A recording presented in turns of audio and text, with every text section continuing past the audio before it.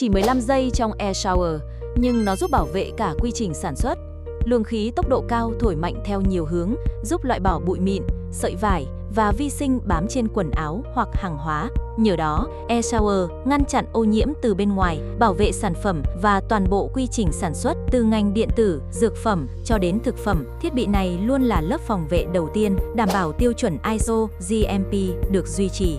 Với thiết kế linh hoạt, dễ vận hành, tiết kiệm chi phí và khả năng làm sạch nhanh chóng, air shower chính là người gác cổng đáng tin cậy của mọi hệ thống phòng sạch.